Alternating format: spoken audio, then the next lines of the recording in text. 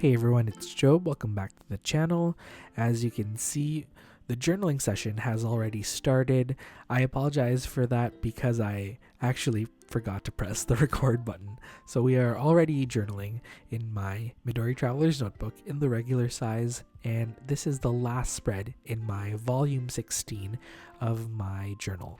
And as you know, I've been repurposing this vertical weekly insert from 2018, and luckily the last few pages of that insert are actually just blank pages, which is nice because I haven't journaled on a blank page in a really long time, and I thought I would do something that would be more conducive to the paper type that I have right now. So I have two blank pages of paper, and I thought I might as well create some sort of painting on these two pages, just because you can really highlight the painting with the blank paper instead of having all these grid lines distracting you from the painting. So it was nice to bust out my watercolors, which I haven't used in a really long time actually.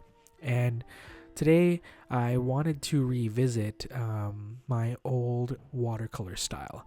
And as you know, in the past journal with me's, I've been kind of revisiting old styles and old ways of doing things in my journal, and it's actually really refreshing because I feel like I've changed my journaling style, or the elements that I incorporate into my journal, a lot, and it's kind of nice to revisit the watercolor style that I've been using in the past. As you can see, I'm doing a whole bunch of loose florals using yellows, oranges, and browns, which is my go-to color palette as of late. It's very 70s, as a lot of you have mentioned, and I really like it because it's so warm and happy at the same time.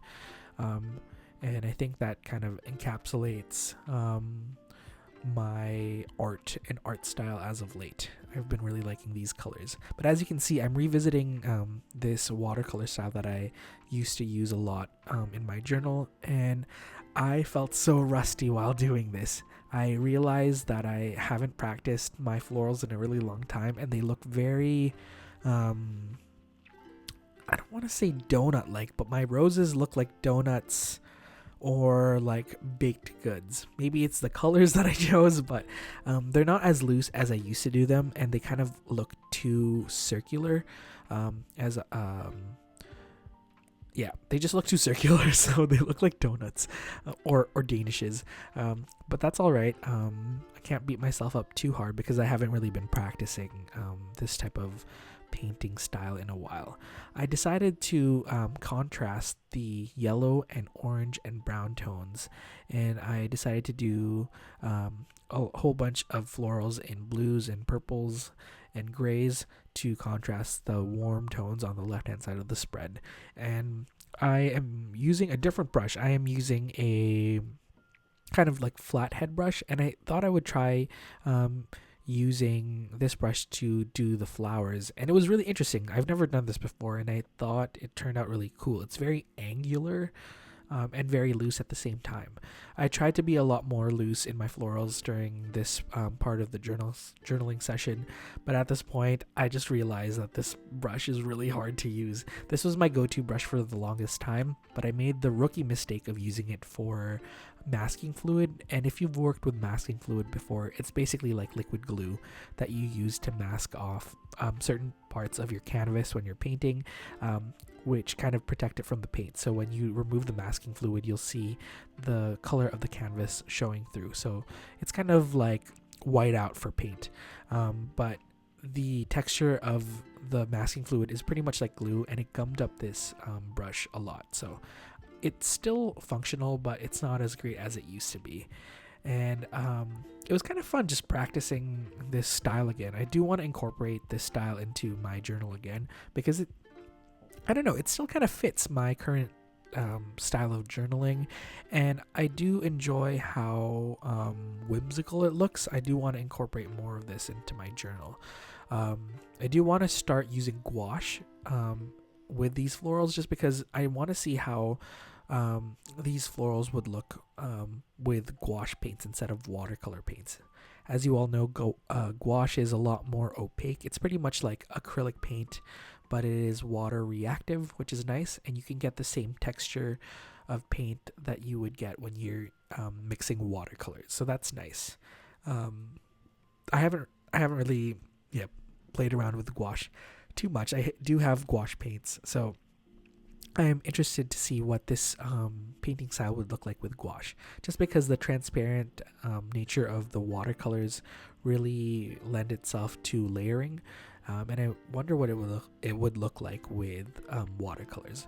Also, I apologize for mumbling and rambling a lot. I know the rambling is just a part of my channel at this point, but I just realized that in social isolation, you don't talk as much, and I'm not really one of those people that talks to themselves out loud. I used to a lot when I was living in Korea because I was living alone, but I just realized that I haven't really spoken out loud in a very long time. So doing these voiceovers is extra weird at this point because in my day-to-day life back then, when I was teaching, well, I still am teaching, but I'm on spring break. I'm rambling.